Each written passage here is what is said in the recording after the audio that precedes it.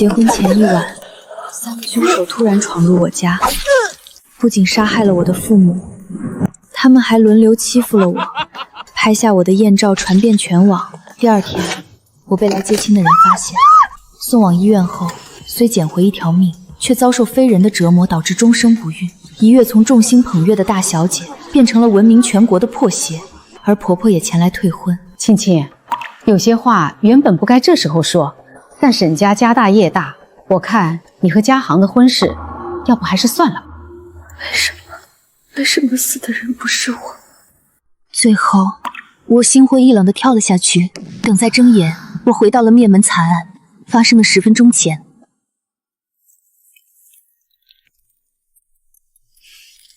青青，怎么发呆了？快过来装堂，明天就是你的大日子了。回来了，10分钟，这一次我要让你们求生不得，求死不能。时间过得真快，一晃眼，我的青青明天就要成为别人的新娘了。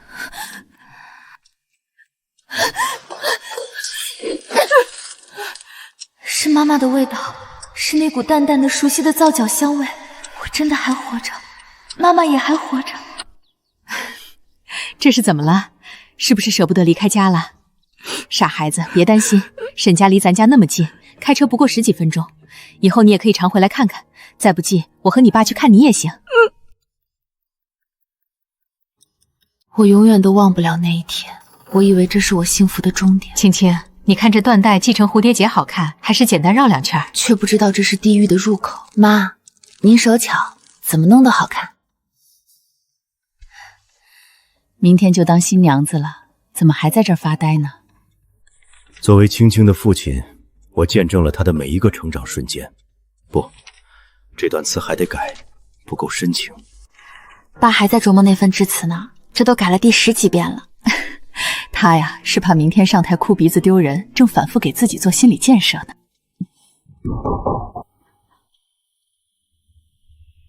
这都快11点了，谁啊？我去看看。哪位？你好，你的外卖到了。你看我做什么我没点，你爸在书房忙得脚不沾地，更不可能有这心思。师傅，你是不是送错了？我们家今天没人点外卖。地址是谭家别墅，不会错的，是一位姓沈的先生下的单，说是给太太和小姐准备的宵夜。青青，肯定是家行，这孩子明天就是婚礼了，这会儿还记挂着咱们没吃夜宵呢。他就是爱折腾这些，也不看看几点了。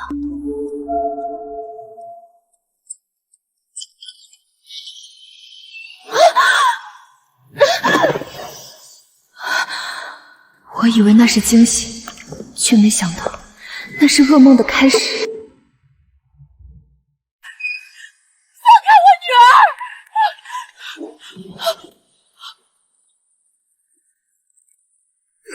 妈，救命啊！妈！畜生！我跟你们拼了！快跑！停！老东西，刚才那股劲儿哪儿去了？再动，老子直接掐断你的脖子！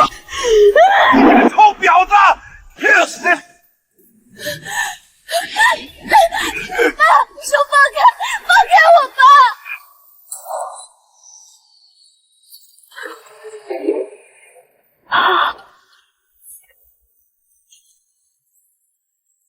第3个，竟然还有第3个人！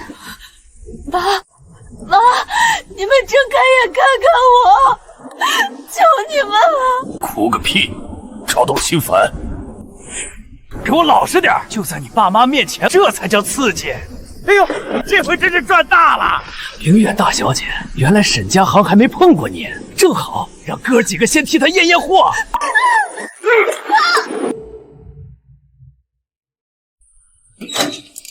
撤，别留尾巴，该上路了，谭大小姐。等等，这一枪下去多没意思！别浪费子弹了，我有更好的办法，能让他更难忘一点。谭小姐，这根棍子是你爸准备的，现在我把它还给你。那一刻，我真的宁愿已经死了。谭家大小姐怎么没有锁门？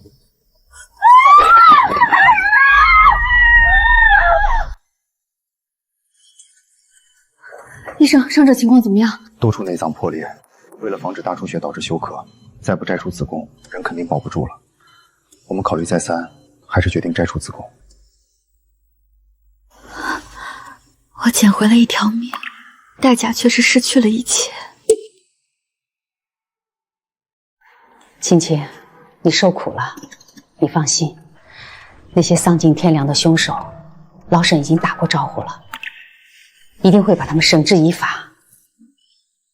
既然事情已经这样了，咱们也得说点现实的。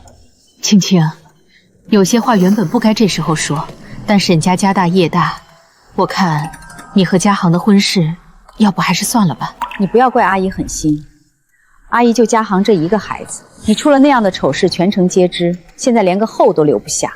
沈家将来是要交到家航手里的，你要是当了沈太太，以后商界聚会别人会怎么看她？沈家的脸面往哪儿放？家航，他怎么不来亲口跟我说？家航忙着呢，其实这意思也是他点头的。青青，做人要识趣，现在的你配不上他。家航，我不结婚了，我不缠着你，求你帮帮我，用沈家的人脉帮我找到杀我爸妈的凶手，好不好？求求你了！谭小姐，自重，你现在的名声，靠近我1米都是在给我抹黑。凶手的事情有人会管，别再来烦我。我早就该知道的，他不露面不仅仅是他父母的意思，更是他自己的意思。他觉得我脏了，多看一眼都嫌晦气。就是走在路上，他们看我的眼神像在看一堆垃圾。8年，我像老鼠一样活了8年，到死都不知道那3个人是谁。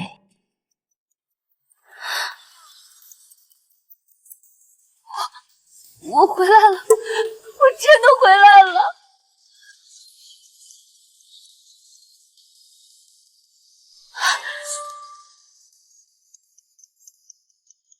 沈家航、苏婷婷，还有那3个畜生，这一次该轮到你们下地狱了。我必须在不惊动贵州人的情况下给妈传递信息。妈，别回头，玄关处的柜子里藏了个男人。别动，假装不知道。外面还有他的同伙，一旦惊动他，咱们全家都有危险。妈，听我的，继续装糖果，快！妈，我就是舍不得你嘛，明天就要嫁人了，今晚你就让我再多念叨一会儿。你呀，都快结婚的人了，还跟个小孩子一样，传出去也不怕沈家笑话。妈最好了。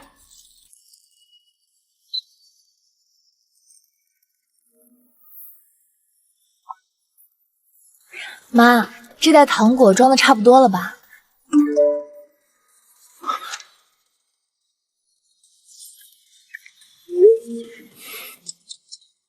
这就是被家人毫无保留信任的感觉吗？距离前世那声敲门声还有不到10分钟。妈，我突然想起来，玄关那个柜子里好像放了我要带走的压箱底首饰，我得去翻翻。去吧，在妈面前，你永远都是小孩子。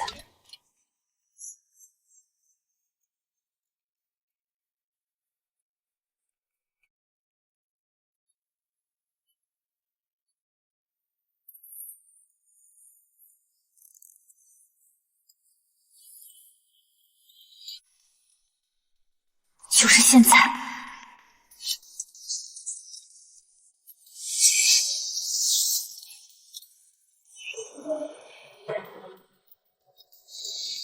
畜生！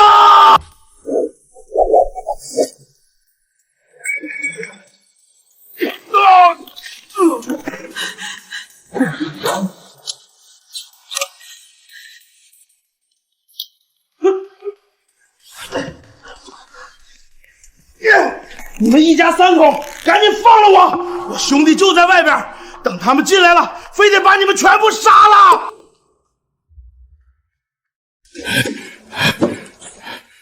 臭女人，等我大哥进来，我非把你这身皮扒了，用牙一寸寸咬烂你的骨头！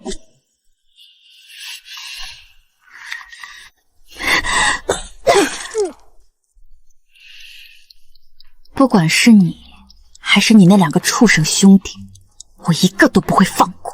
臭女人，你给老子等着，老子弄死你！真聒噪！青青，你老实告诉妈，你怎么知道家里进贼了？刚才你抱着我说话的时候，我还以为你在跟我开玩笑，没想到里面真的藏了个人。刚才要是你没防备，咱们全家都……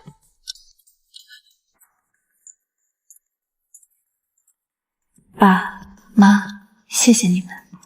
即便我给出的理由那么荒诞，你们还是在第一时间选择相信我。我已经报治安办了，但这里位置偏，他们赶过来至少需要15分钟，距离那2个同伙上恐怕不到5分钟了。他们现在肯定已经埋伏在外面，咱们现在出去就是活靶子，必死无疑。那怎么办？咱们把门锁死，躲家里等治安办。治安办到了，他们还能放在天不成？不行妈，他们不是普通的贼，是亡命之徒，手里还有枪。一旦他们在外面发现治安办，极有可能会破罐破刷，强行撞门进来，拉着我们一起死。我们要想活，就不能坐以待毙。畜生！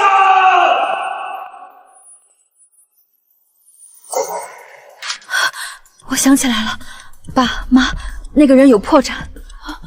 破绽？什么破绽？那个拿枪的凶手，他是个瘸子。瘸子，那他的行动肯定迟缓，这是我们的机会。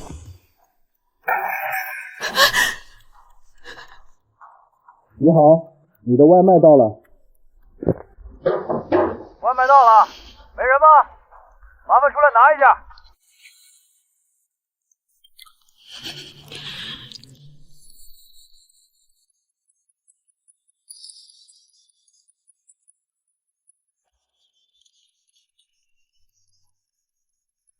等一下，马上来。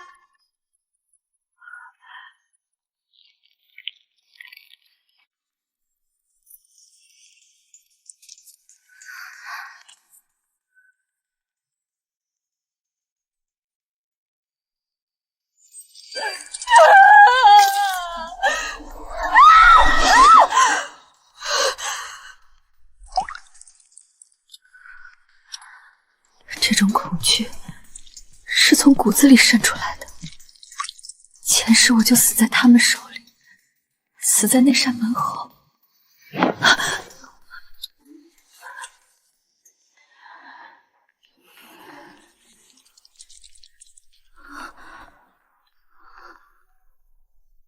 别怕，别怕。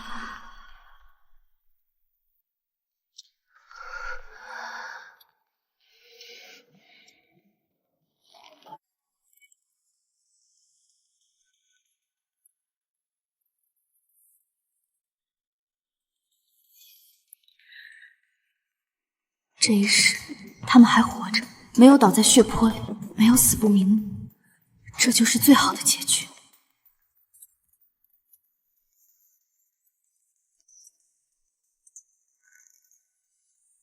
我要做的，就是守住这份来之无意的幸福。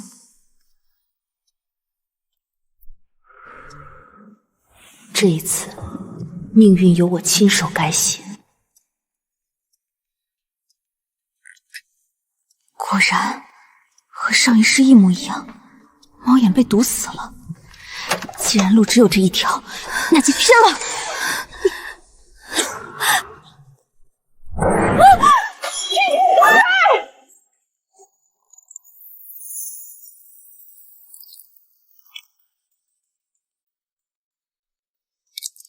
啊！我的眼睛，我的眼睛！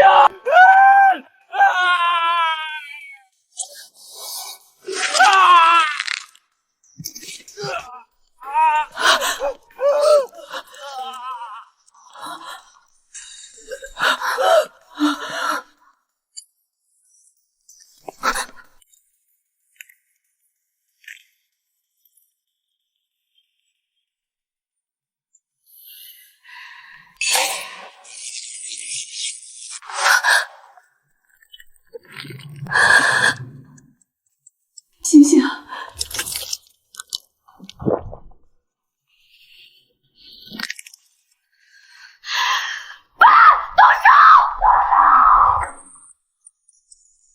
臭女人！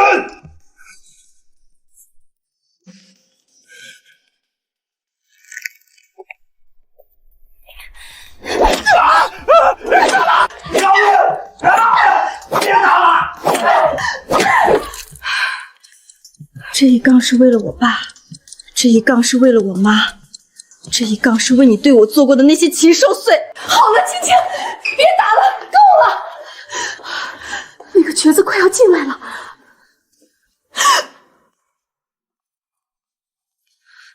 妈，快关门！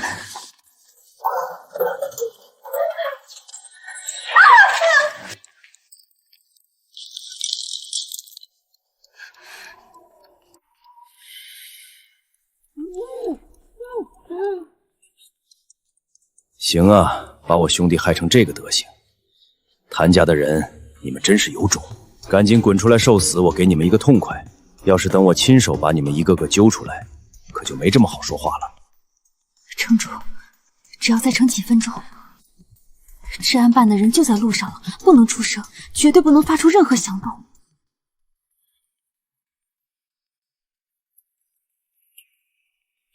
别动，别出声。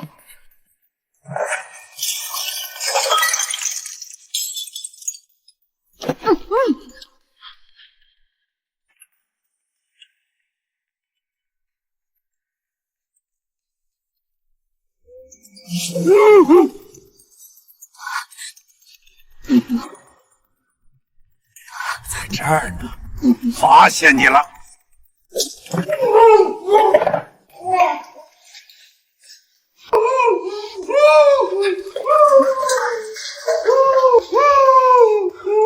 这个臭女人竟然敢算计老子！不是让你躲在柜子里给我们通风报信吗？你怎么搞成这个德行？这一家三口好像早就知道我们要来，故意在这等着我们的。早就知道，看来是有人给他们通风报信。不能够吧？那个人跟咱们是一条绳上的蚂蚱，难不成他还敢？算了，别算了，你先把绳子给我解开。那个臭娘们刚才打了我好几下，疼死老子了。等我找到她，老子非得剥了她的皮点天灯不可。哼，你也就只会耍嘴皮子功夫，让你多杀几个人，你磨磨唧唧，每次就只会对着女人发火，没用的东西。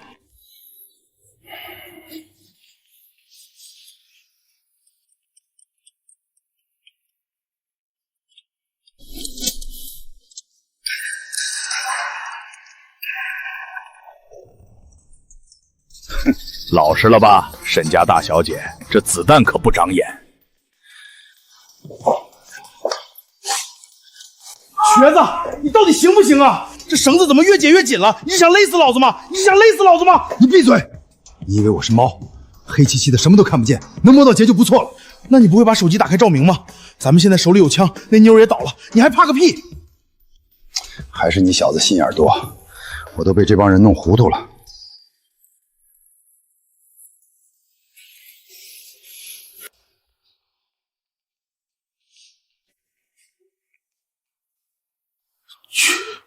瘸子，催什么？这姐死的跟铁似的。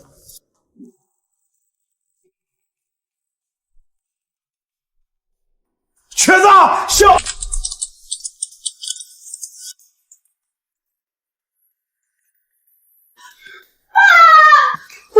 不要！难道我好不容易重生一次，还是什么都改变不了吗？难道地狱又要重演吗？怎么可能？子弹打完了，怎么在这个时候打完了？是吗？那么现在该轮到我了。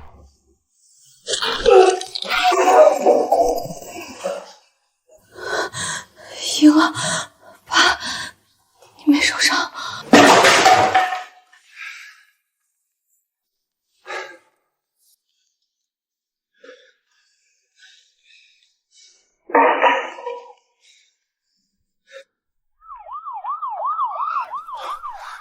别动，治安办来了。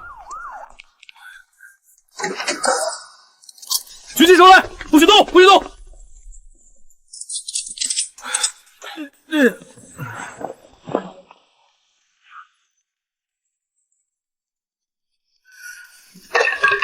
赢了，我终于改变了结局。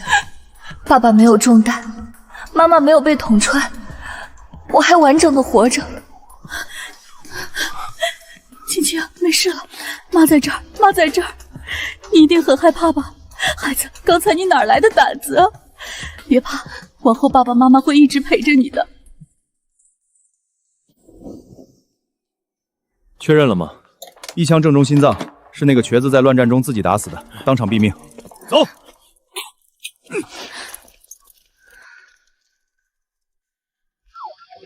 谭先生、谭小姐，刚才初步核实了这3人的身份，这3个人是背着通缉杖的流窜犯，他们身上起码背了10几条人命，手法极其残忍。这帮人打从一开始选中你们家，就没打算留一个活口。你们今晚能全员平安，真的是个奇迹。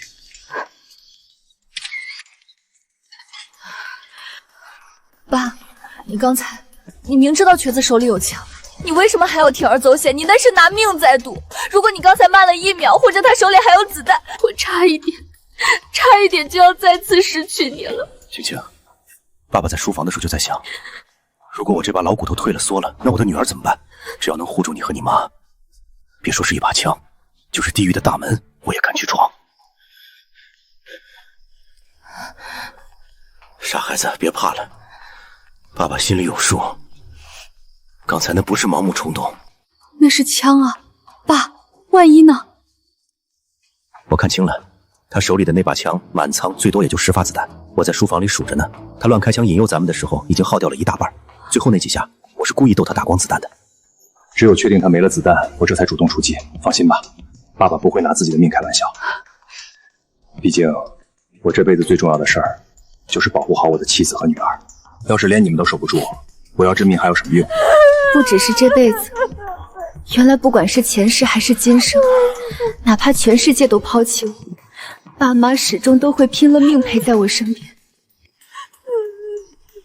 青青啊，家里遭了这么大的事儿，明天的日子怕是不太吉利了。是啊，你状态这么差，大家伙心还没定下来，要不明天的婚礼你跟沈家那边商量一下，先暂时推后吧。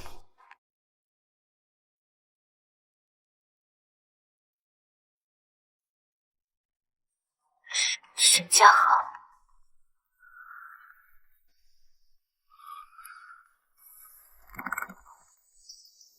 婚礼确实该换个方式办了。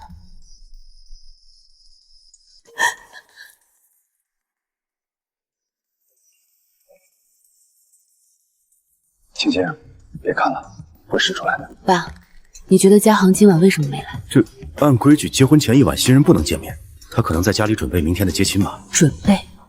我看他是准备在那场惨剧之后，怎么名正言顺地接手我们家的一切。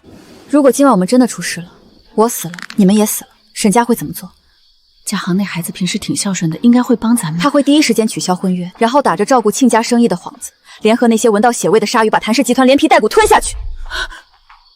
青青，你今晚受了惊吓，别把人想得那么坏。这不是想不想的问题，爸，你想想看，我一个浑身污点的女人，沈家凭什么要？那时候恐怕连医药费都交不起，只能看着公司破产，看着曾经那些所谓的朋友一个个避我如瘟神。刚才那个人敲门的时候，清清楚楚地说是一位姓沈的先生下的单。在滨城，能在这个时间点用这种方式问候我们家的沈先生，除了沈家航，还能有谁？那3个杀人犯是背着通缉令的亡命徒，为什么他们能精准地绕过别墅安保？为什么他们能消失得这么彻底？也只有沈家航才有能力在事后把他们送走，让所有人都找不到他们。如果是这样，那他简直不是人。你有证据吗？我没有证据，自然不敢妄下定论。但我记得那个冬天好冷。哟，这不是咱们曾经的准总裁夫人吗？怎么有空到这儿来了？就是照片里那个背，哎呀，他竟然还敢出门！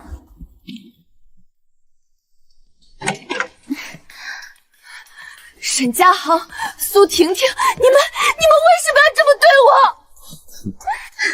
我爸妈尸骨未寒，公司被你们吞了，你们现在居然在这儿，为什么要背叛我？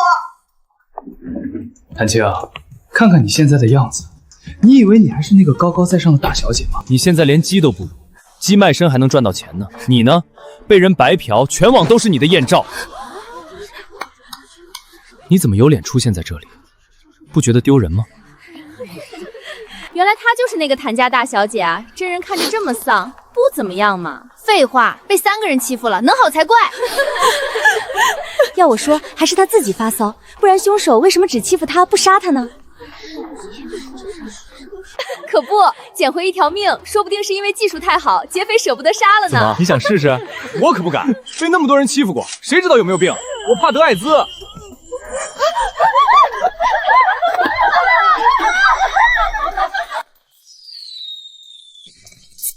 真是郎才女貌。听说这沈太太的位置原本是谭家那个，可惜了，命不好。后来，他们举办了全城最盛大的婚礼，而我只能躲在腐臭的胡同里东躲西藏，活得不人不鬼。爸，明天的婚礼我想取消，我不嫁给沈家航了，可以吗？青青，你跟爸说实话，是不是因为今晚受了惊吓，觉得他在你最危险的时候没出现？要是这样，爸去教训他。但结婚这种事，不只是因为今晚。爸，你还记得他当初是怎么追我的吗？每天一束空运的玫瑰，在校门外等我6个小时，甚至为了给我买一份早餐横穿半座城。我一直以为我们是自由恋爱，是他真心爱慕，可我现在才明白，他追求我时的每一个动作，每一句话都是算计好的。算计？你的意思是，他沈家航打从一开始就动机不纯？是，沈氏集团那2年的资金链早就出了问题。他不是在挑妻子，他是在为沈家寻找一块最好的套板，而我就是他精心挑选出的目标。只有我傻傻的相信了他的虚情假意，竟然把谎言当了真。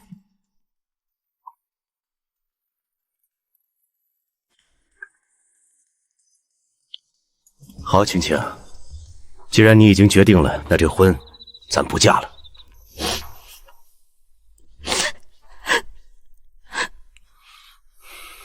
爸，难道你就不怕我是受了惊吓，故意在这里使小性子吗？沈家那边你要怎么去交代？你从小就很懂事，家里的大事小情你从来没让我和你妈操过心。我相信我的女儿，你绝不会拿自己的终身大事开玩笑。再说，你是我谭振新的亲闺女，哪怕你真要任性这一回又怎么了？哪怕你真把天给捅破了，还有你爸我在下面给你顶着呢。我能感受到父亲厚实肩膀传来的体温，那是前世渴求而不得，这一世拼死也要守住的唯一依靠。爸，谢谢。青青，我已经正式通知过沈家那老头子了，这婚退了。退了也好，咱们家刚遭了这事儿，往后得清静清静。对不起，您拨打的电话正在……竟然把我拉黑了！沈总，要不先回去？谭总那边的语气听着很绝情。回去，这门亲事是我费了多少心思才定下的，他想退就退。青青，开门啊，青青！我知道你受了惊吓，我知道你心里苦，不管发生了什么，我都可以陪你一起面对。求你了，不要分手好不好？厚颜无耻的东西，竟然还敢找上门来！青青，你别动，把这就把他撵走。爸，别急。他这种人我是了解的，我不当面跟他把话说明白，他是绝对不会死心的。毕竟我是他千挑万选才中意的联姻对象，是他眼里最完美的吃绝拿目标。爸，让我去，有些债得当面清。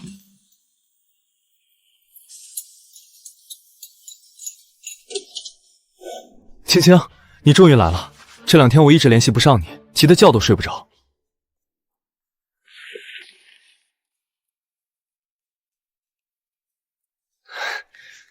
你还在生我的气吗？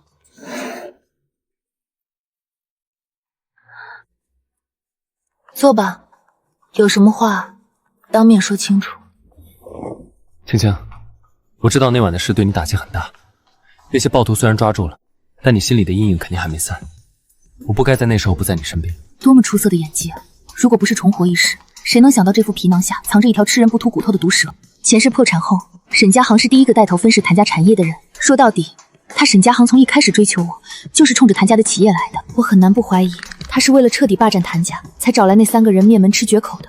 可是沈家航的表情太完美了，毫无破绽。但是我没有确凿的证据，现在还不能直接撕破脸。青青，让我们重新开始。婚礼的事情我会让爸妈再去道歉。我们……沈家航，你觉得经历过生死的人，还会相信所谓的重新开始吗？青青，你这是什么话？我知道你肯见我，说明你心里终究还是有我的，哪怕只是一点点。沈家航，我想你是误会了。我今天来不是为了听你叙旧，更不是为了心软，我只是想当面告诉你，我们的婚约取消了，这是通知，不是商量。请你以后不要再出现在我面前，更不要来烦我。为什么？我能问问到底是什么原因吗？明明几天前我们还好好的，还在讨论婚礼的细节。是因为那天晚上发生了什么事吗？青青，如果你受了委屈，你告诉我，你别担心，无论发生了什么，我都会和你一起面对，哪怕全世界都指责你，我也不会离开你。不得不承认，沈家航真的一个很好的演员。如果不是死过一次，我恐怕此刻真的会被他的真心给欺骗了。你刚才说那天晚上，沈家航，难道说你早就知道要发生什么事？我怎么会知道？我只是听说你家遭了贼。青青，你不能因为恐惧就怀疑我对你的感情。这种恰到好处的关心，这种在案发后避而不见却在此时出现的卑微，无一不在挑战我的理智。直到现在，他依然是我最大的怀疑对象。青青，你怎么会这么想？我承认我没保护好你，但我沈家航就算再畜生，也不可能拿你的命开玩笑啊！如果我早知道会有凶手潜进你家伤害你，我哪怕拼了这通宵的应酬，也一定会第一时间冲过去救你的。你是因为我那天没能及时赶过去救你，才生闷气说要取消婚约的吗？你怪我是应该的，我认罚。怪你，我是在救我全家的命。可那是咱们两家的老传统啊，你忘了？结婚前一晚新人是绝对不能见面的。我爸妈一直叮嘱我说，坏了规矩不吉利。对不起，真的对不起，我保证，以后哪怕天塌下来，我都陪在你身边，绝对不会再发生这种事儿了。说的真好，你这副样子，不去演戏真的可惜了。青青，你一定要这么冷言冷语的刺痛我吗？我说的字字都是肺腑之言。既然你这么关心，那应该也听说了，那几个杀人犯已经被抓住了。既然他们是流窜犯，那你觉得治安办能不能从他们嘴里撬出点别的东西？如果他真的是幕后黑手，现在不应该再想办法灭口或者应对治安办吗？怎么还有闲情在这儿跟我演苦情戏？除非他有绝对的把握，那几个亡命徒根本不会出卖他。青青，到底要我怎么做你才肯相信我？沈家航，答案到底是什么呢？家航，那3个凶手在审讯的时候说，他们和背后的人是一根绳上的蚂蚱，互有把柄，谁也别想独善其身。这种亡命徒的话最不可信，他们无非是想拖几个垫背的，好减轻自己的罪名。是吗？可我奇怪的是，既然他们说的这么言之凿凿，为什么直到现在都没有传唤你去问话？青青，我是沈氏的负责人，治安办事儿也得讲证据，不能光凭那3个人的红口白牙就来搜我的身吧？你是不是太紧张了？难道真的是我猜错了？如果他真的参与了，以他的谨慎，不可能留下这么明显的漏洞。冷静，探清，耐心等待，等待这条毒蛇自己露出马脚。谭青，你以为你是谁？你凭什么这么对待家航？这2天家航为了找你，整个人都瘦了一圈，你看看他眼底的血丝，他对你已经够好了，为了你们家的破事东奔西走，可是你呢？婷婷，你别这样，这是我和青青之间的事。你别替他说话，谭青，你总是摆出一副高高在上的样子给谁看？玩弄别人的感情很有意思吗？你这种没心没肺的女人根本配不上家航。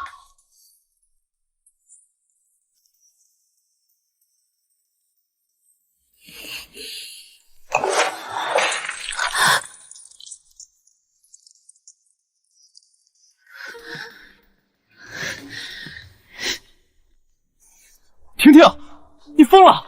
怎么能对青青动手？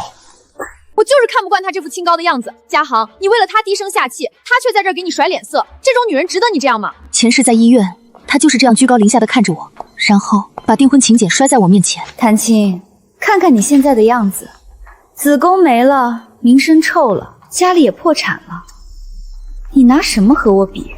我马上就要成为沈氏的豪门太太了，至于你，就待在最底层慢慢发烂发臭吧，这就是你的命。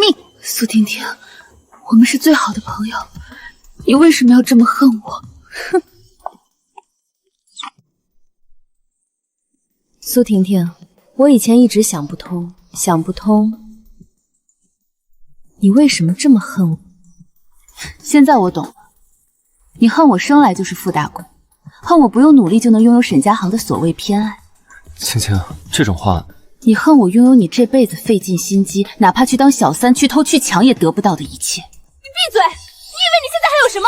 你这个丧门星，连你爸妈都差点被你害死。你以为泼杯咖啡就能掩盖你的自卑？苏婷婷，你这种躲在阴沟里窥探别人阳光的臭虫，永远都上不了台面。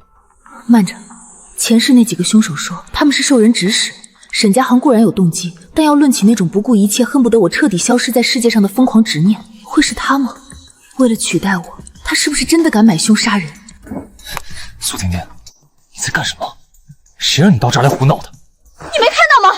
我这是在帮你，这个女人都要把你甩了，她都要把沈家的面子踩在地上了，你居然还在护着她！我不需要你帮忙，你现在立刻给我滚，赶紧走！为什么？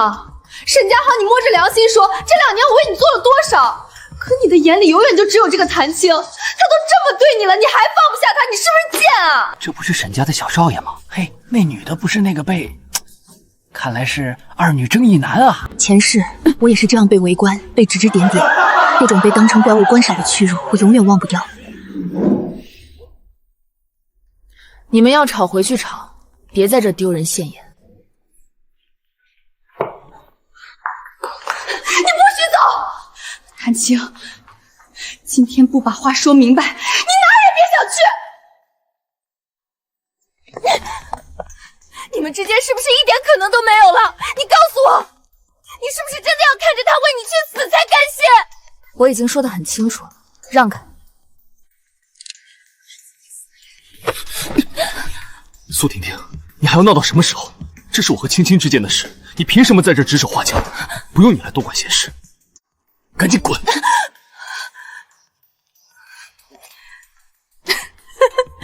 我为你做了这么多，家豪，是不是只要他还活着，你就永远都看不到我？既然你毁了我的一切，那你就去死吧！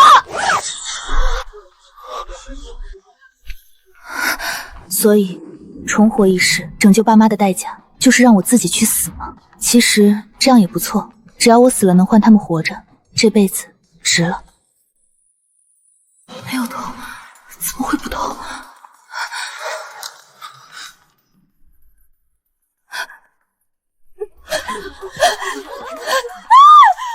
我没想杀他，不是我！快打120啊！这一块不行了！喂，120吗？南街32号咖啡厅门口有人被刀刺伤，伤口在胸口，血止不住，麻烦你们尽快过来，求求你们快点过来！不要死，陈怀，你不要死！我好不容易回来，是为了救人的，我无法接受，绝对无法接受再有人因为我而死亡！不要死，陈怀，你不要死！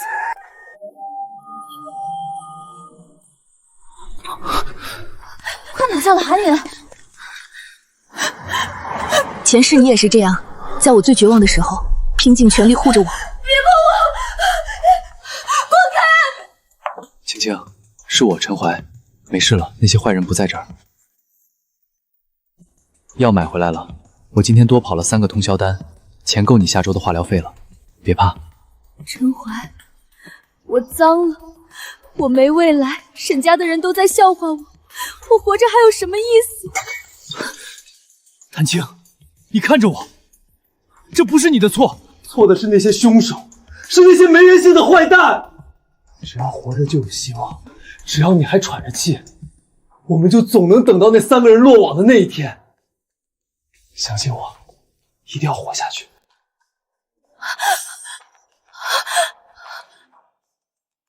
前世，你是我的光，是我在地狱里唯一的呼吸。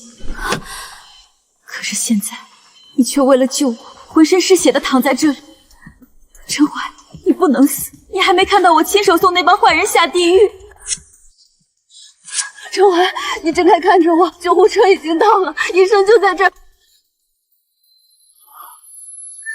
血压在掉，快，热心面罩。难道重活一世，我也还是个天生的灾星？似乎只要是真心对我好的人，最后都会被我带来的厄运给吞噬。陈怀，你不能就这么丢下我，我还什么都没还给你呢。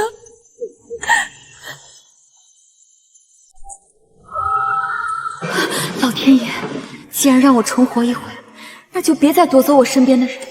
陈怀，你一定不能有事。如果你敢死，我绝不原谅你。谭小姐，患者脱离危险了，手术很成功，4个小时总算把命抢回来了。谭小姐，有个消息通知你，苏婷婷已经在半路被我们截获，她对故意伤人的犯罪事实供认不讳。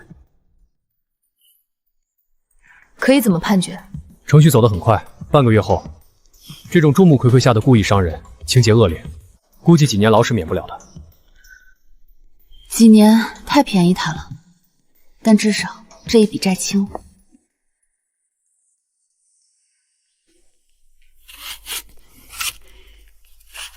医生说，幸亏苏婷婷那一刀偏了几分，要是再往左一点刺中要害。陈怀，听好了，以后绝对不要再做这么危险的事情了，我不值得你用命去换。我没想那么多，我只是不想让你受伤。前世我被众人唾弃，只有你会给我送饭。我发病呕吐时，你跪在地上一遍遍清理，眼神里没有任何嫌弃。没事的。我躲在角落哭泣时，你会默默守在门口，整整8年。你就没想过你自己吗？我想过，如果你出事了，我想我也没法活。陈怀，这个被我家资助了整整10年的贫困生，前世我总觉得那点资助不过是爸爸的一桩善举，他回报我也是理所当然。可后来我才明白，要说单纯为了报恩，他根本不必做到那个份上。前世那8年的相依为命，他透支的是自己的命。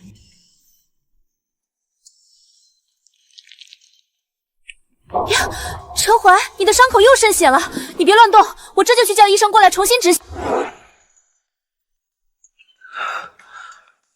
别去，晴晴，不碍事的。怎么不碍事？那是伤口裂了。能不能再陪我聊聊天？以前我只是受资助的学生，你是高高在上的大小姐，我们从来没有坐在一起说话的机会。我怕等我好了，就再也没这种机会了。以前是以前，现在你救了我的命，别再说那种生分的话。放心吧，以后我一定会经常来看你的。真的吗？你真的会经常来看我？不是因为报恩才哄我的吧？真的，比珍珠还真。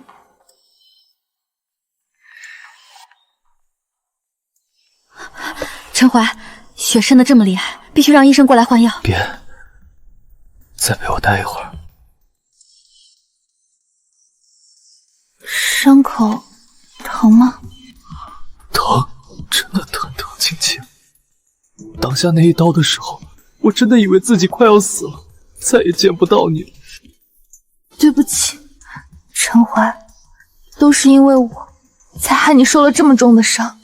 不，这不是谭小姐的错。谭小姐，陈怀，咱们好歹也是同生共死过的交情了，你叫我谭小姐，听着总觉得怪别扭的，像是在跟债主说话。我没那个意思。以后你还是跟爸妈一样，叫我青青吧。好，晴晴。陈怀，医生都说你能出院了，你怎么还给医院干起保洁的活了？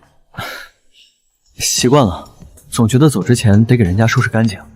晴晴，这半个月辛苦你每天跑过来。行了，谢的话留着以后慢慢说，手续都办好了，车就在楼下，走，我送你回去。就是这个地方，前世我名声扫地，身无分文，在这个闷热的像蒸笼的单间里，陈怀把唯一一张床留给了我，自己打地铺守了整整8年。不好意思，晴晴，这儿太乱了，连口热水都没有，你别嫌弃。陈怀，别忙活了，把你的证件和随身衣服收拾一下，我带你搬家。搬家？搬去哪儿？晴晴，我在这儿住的挺好的，租金也便宜，还没打算搬走啊。以前是以前，现在你是我的救命恩人，让你住在这种地方，我爸妈要是知道了，得骂我没良心。我已经找好了地方，环境比这儿好100倍。听我的，收拾东西，走。行了，别纠结了。救命恩人住这种地方，传出去我也会被人戳脊梁骨的。就当是为了成全我的好名声，请陈大先生换个地方住，行不行？好，听你的。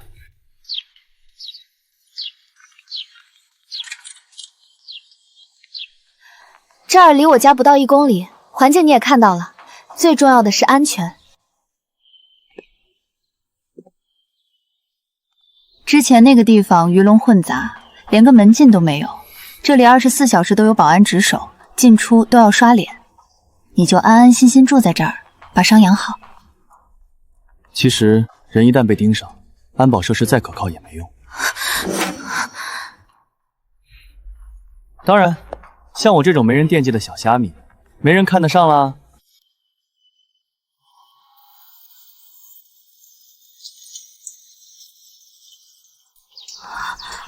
是啊，陈怀说的对，我家所在的别墅区安保级别更高，普通人连围栏都翻不进来。那群歹徒到底是怎么进来的？除非他们手里有通行证，或者安保部门内部有他们的接应。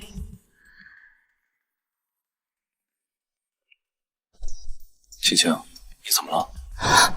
是不是这儿哪儿不舒服？没事，就是突然想起点公司的事。青青，对不起，我是不是提到了你的伤心事？我真的不是故意的，我只是随口一说，你别往心里去。没有，不怪你，我只是突然在想，那个别墅区的安保系统是沈氏旗下的王牌，号称一只蚊子飞进来都会启动警报。可是那晚那几张完全陌生的面孔，到底是怎么避开所有的红外感应和巡逻队，大摇大摆地闯进我家的？这些事儿太复杂了，警察一定会调查清楚的，你就不要再钻牛角尖折磨自己了。不管怎么说，结果是好的，坏人都抓住了，你也没受伤，这不就够了吗？是啊，只要人没事就好。是啊，幸亏那天晚上突然跳闸了，别墅里黑漆漆的，否则我现在可能真的见不到你了。跳闸？他刚才说了跳闸，那晚确实断电了。结案简报里只字未提断电或者跳闸的情况，除了当事人和那3个凶手，根本没有人知道那一刻的黑暗。他又是怎么知道的？除非那个跳闸的瞬间，他就潜伏在某个角落，亲眼看着我坠入地狱。冷静，谈情，别打草惊蛇，一定还有别的细节。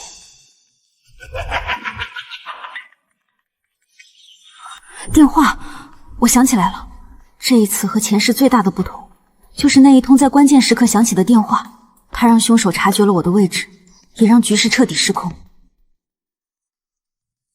青青，你真的没事吧？你的脸色有点后遗症。陈德怀，我突然想起公司还有个紧急会议，我得先走了。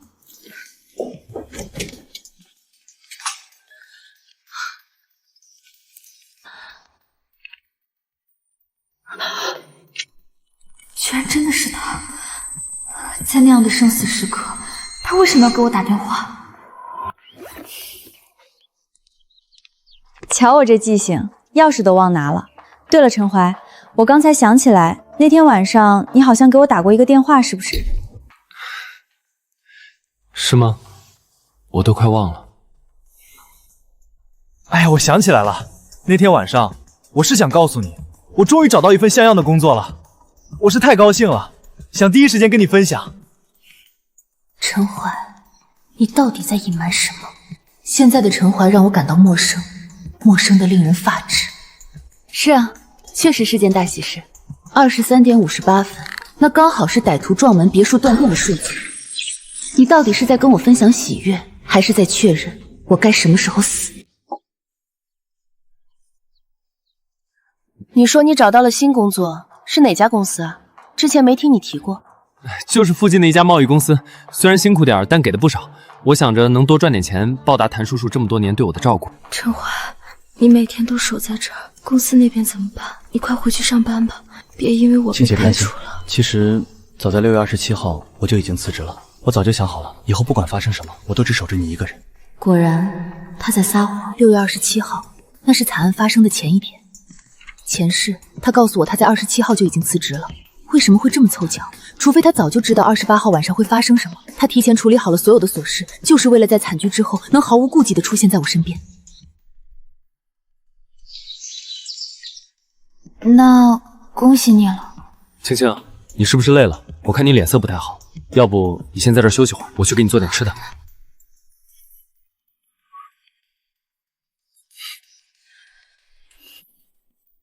地方你也看过了，缺什么直接跟我说，我公司那边还有个紧急会议，实在是缺不了我。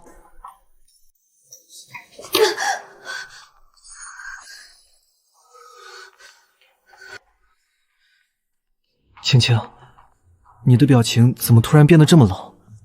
是不是我刚才哪句话说错了，让你不高兴了？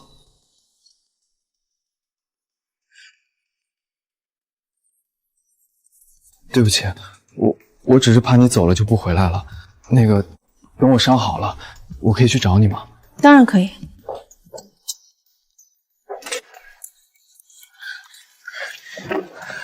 喂，是我，帮我调查陈怀，我要他这20年来所有的记录，学籍、兼职、转账，尤其是他那个原生家庭的情况，越详细越好，越快越好。明白了，只要钱到位，3天之内给您结果。陈怀，你明明成绩那么好，前途无量，前世你守着我这个废人8年，究竟是深情，还是某种我看不见的罪恶感在作祟？在证据出来之前，我不会冤枉你，但如果真的是你，我也绝对不会放过你。沈小姐，结果出来了，你要查的这个陈怀，背景远比你看到的要脏。说，他现在那对整天打他的父母，根本不是亲生的。他是5岁那年被他亲叔叔以2000块钱的价格，像卖货物一样卖给现在的养父母的。2000块？他亲生父母呢？更惨，他母亲当年是个名牌大学生，被人贩子弄给了他爸，最后生下了他。后来他母亲家里人找过来的时候，人已经彻底疯了。他爸呢？被判了22年，现在还在里面蹲着呢。陈怀5岁就成了没爸妈要的孩子，这才落到了他叔叔手里。所以，他叔叔为了2000块，就把亲侄子推进了火坑。爸，咱们帮帮他好不好？好，既然我女儿心善，那往后她的学费、生活费，爸爸全包了。整整10年，我爸资助了他10年，我救了他一命。沈小姐，还有个最重要的线索，我找到了他那个亲叔叔的照片，你点开附件看看。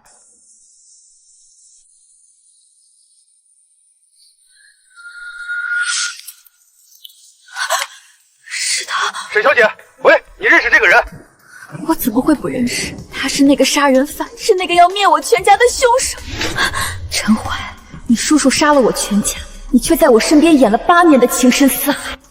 沈小姐，还有个更具体的财务线索。半年前，陈怀的账户就开始频繁出现大额曲线。大额曲线？对，他被勒索了，而且次数非常频繁。每次曲线后的第2天，那个瘸子叔叔的地下赌博账户就会进账一笔钱。难怪我们家这些年资助他的钱，加起来够他在市中心买套房了，他却把自己活得像个乞丐。原来那些钱全都进了那个杀人犯的口袋。老赵，你觉得陈怀这种心思缜密的人，会甘心一辈子被这种烂人勒索吗？当然不会，这种亡命徒就是吸血鬼，不把宿主吸干绝不罢休。陈怀大概是实在不堪其扰了，才想出这么个毒计。祸水东引，他把这群贪得无厌的恶魔引向了资助他10年的恩人家，因为他知道，只要我爸妈死了，我垮了，他在中间做个救世者，不仅能甩掉勒索，还能彻底掌控我，甚至吞掉整个谭家。资助了10年，我爸妈居然养出了一头吃人的白眼狼。前世所有的悲剧，原来根源都在这里，不是意外，不是巧合，是陈怀亲手布下的局。谭小姐，虽然动机和线索都对上了，但法律讲证据，目前这些转账只能证明他被勒索，没法直接证明他教骚杀人或里应外合。我明白，光凭这些还弄不死他。我需要一个机会，一个让他当着我的面亲口承认罪行，给予他致命一击的机会。陈怀，既然你喜欢演戏，那我们就把这场戏演到收场。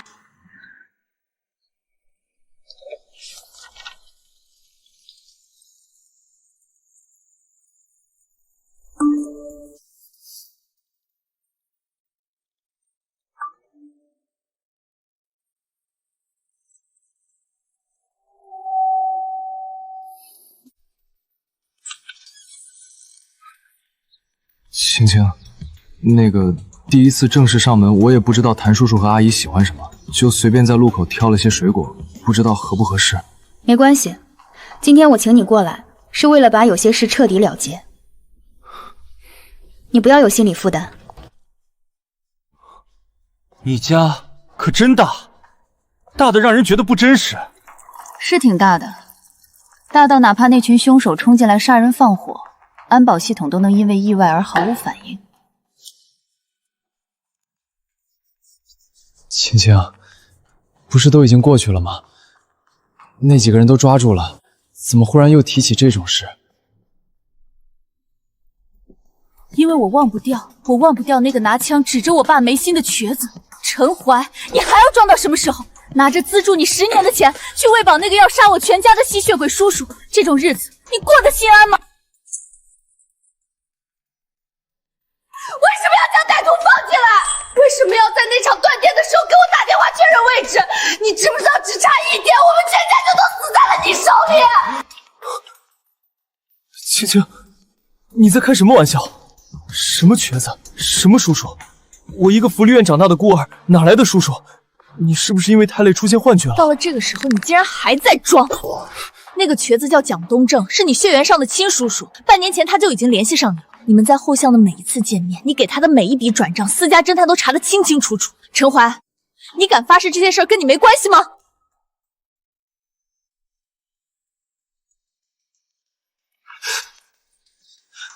对不起，青青，对不起，我真的不是故意的，我真的没想害你们，我是被逼的没办法。他是个魔鬼，他威胁我要揭穿我那点卑微的自尊，他要把我的过去全都毁了。他说过的，他说只要拿到钱就走，绝对不会伤害你们的。我才把别墅的门禁密码告诉了他，我真的不知道他会带枪。拿钱就走，陈怀，你是真天真，还是觉得我是个傻子？他们如果是冲着钱来的，为什么要掐断电源？为什么要杀人灭口？或者说，你给他们的指令原本就是想让他们杀了我爸妈，好让你这个恩人能名正言顺地接管一切。还有这些，你解释一下，陈怀，你这个变态！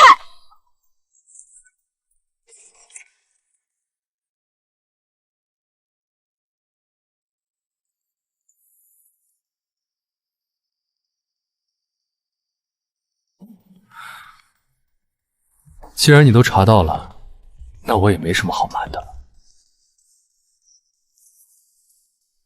没错，是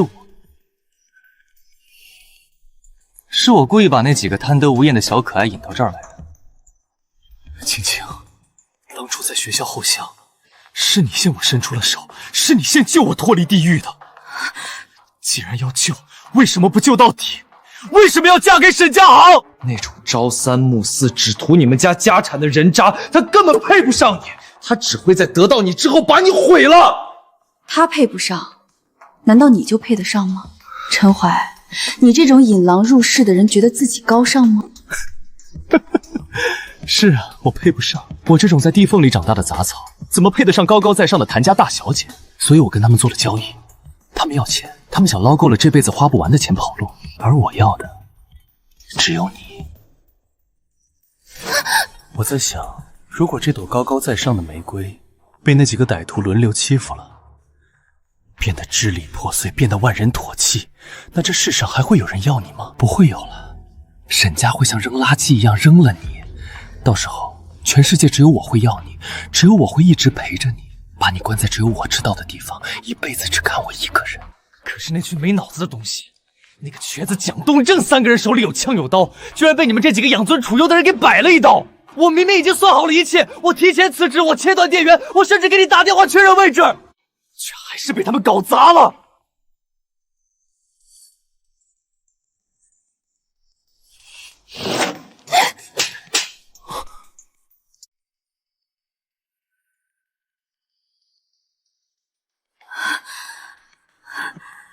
陈怀，这10年来，我家喂狗，狗还会摇尾巴，为了你，却喂出个吃人肉的东西。想起前世我因为你生不如死，想起我爸妈惨死。陈怀，你让我感到前所未有的恶心。恶心？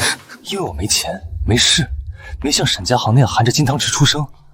好啊，既然你说我恶心，那我就让你这辈子都忘不了我。我要让你这朵高傲的玫瑰，只能在我这滩烂泥里发烂发臭。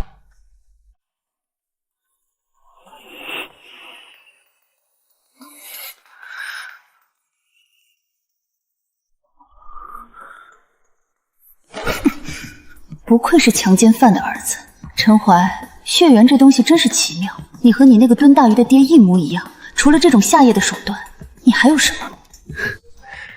青青，骂吧，没关系的，很快你就会喜欢上这种感觉。我知道的，这一次那个老东西根本没得手，他们还没碰过你，我才是你第一个男人。他说这一次，他说蒋东正没得手，只有经历过前世的人才知道蒋东正在那个雨夜到底做了什么。如果他只是这一世的同谋，他只会以为绑架失败了，绝不会用这种失而复得的语气说话。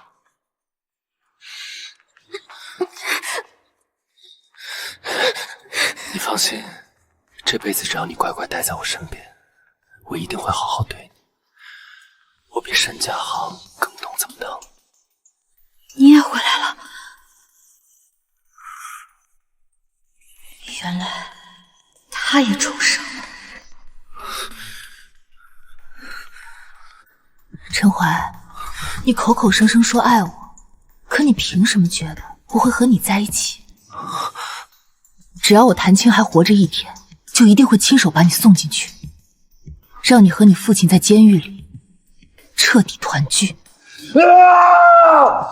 为什么我对你这么好，前世我像条狗一样守了你8年，我为你去偷、去抢、去跑外卖赚医药费，你为什么要这么对我？没关系的，青青，很快就结束了。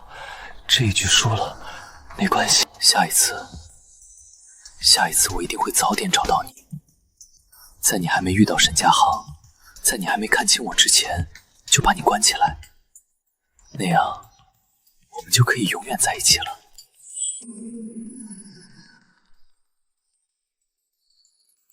别动，举起手来！嫌疑人情绪失控，人质呼吸微弱。陈怀，松手！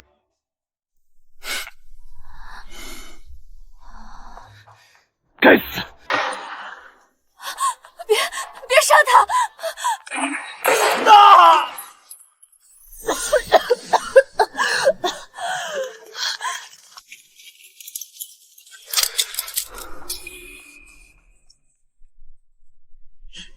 目标已制服，救护车！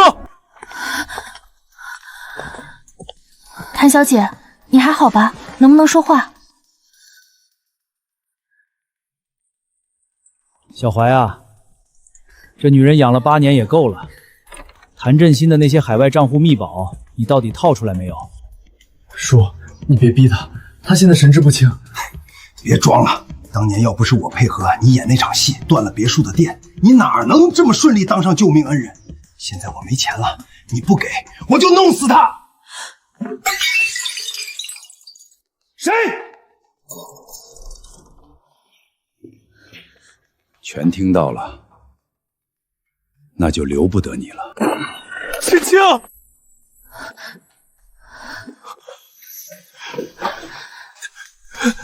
别怕，等我处理好这里，我很快就会来找你。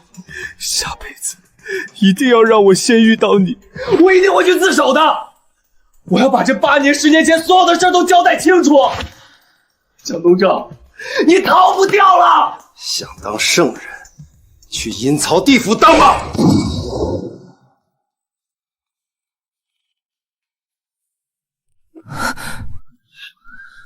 走，走！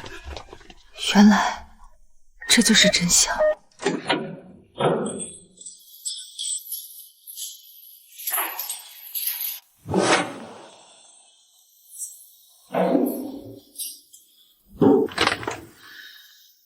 你终于肯来看我了，青青。罪并罚，无期徒刑。陈怀，这是你应得的。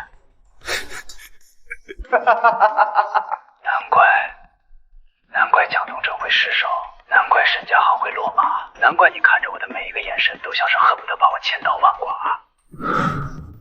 原来你也回来了啊！是啊，我回来了。你以为你还能像前世那样杀了我的父母，毁了我的一切，再心安理得的把我囚禁在你的阴影里当你的救世主？陈怀，这辈子哪怕你在牢里烂透了、死绝了，我都不会再多看你一眼。谭青，你逃不掉的！我是为了你，我是为了你才。老师，这一次，我改变了必死的结局。至于陈怀的重生能力到底是什么，谁又在乎呢？